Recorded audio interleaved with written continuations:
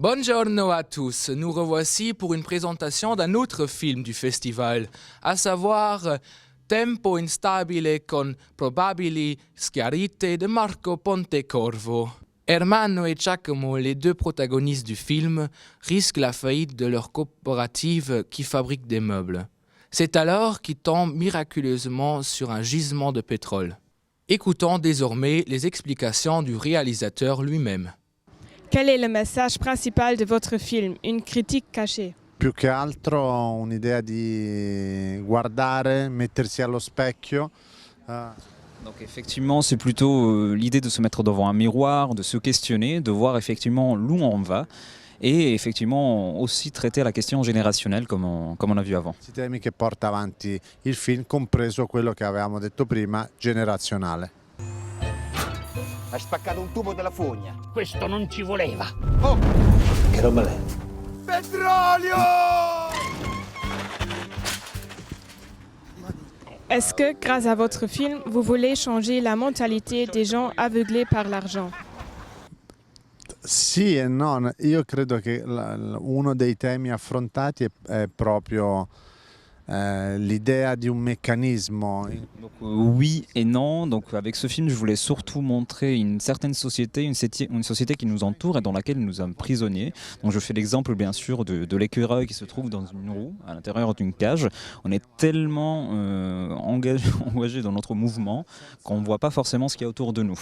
Et c'est ce qu'on risque effectivement dans cette société qu'au final, oui, pourquoi pas, je peux dénoncer à cause de ces thématiques. Anela, e la speranza è che ci sia un altro possibile modello, sì.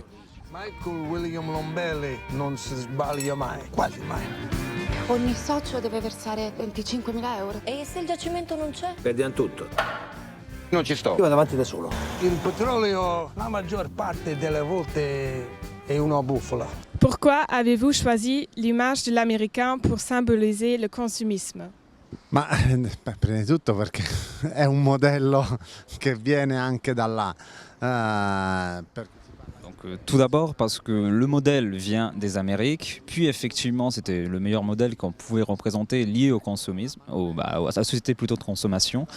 Effectivement, ce personnage sert aussi pour nous montrer qu'il est ancré dans cette culture américaine de la consommation, mais en même temps il la déteste tellement pour au final du coup lui tirer un coup bas.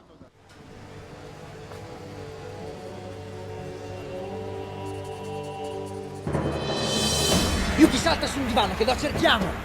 È nostro!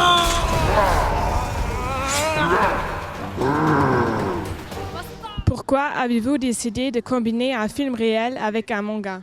Ma il film è realistico nella parte che racconta dei due amici.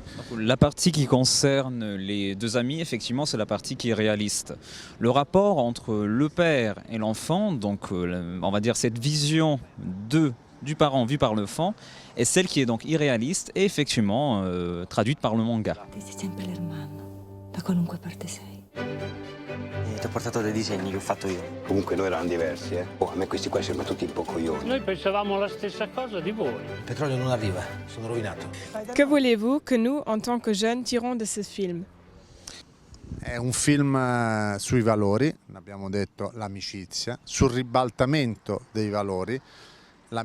Donc c'est un film déjà sur les valeurs humaines comme l'amitié. C'est un film également qui parle d'un retournement de ces valeurs. Par exemple, on voit que l'honnêteté est vue comme quelque chose de négatif. Un des deux personnages dit à l'autre au bout d'un moment, oui, tu as un seul défaut, tu es honnête. Et c'est aussi un film qui parle du dialogue, le dialogue entre les plus jeunes et les moins jeunes, donc un dialogue intergénérationnel. Donc effectivement, on doit comprendre dès maintenant, nous les plus âgés, que ces jeunes-là qu'on peut considérer des fois stupides, légers ou autres, ne le sont pas forcément. C'est notre futur, c'est à eux qu'on laissera notre monde. Guardiamo con superiorità e con distacco dicendo che sono scemi i giovani, stiamo negando il nostro futuro. Allora Ermanno è petroliere o rivoluzionario? E adesso con Daphne?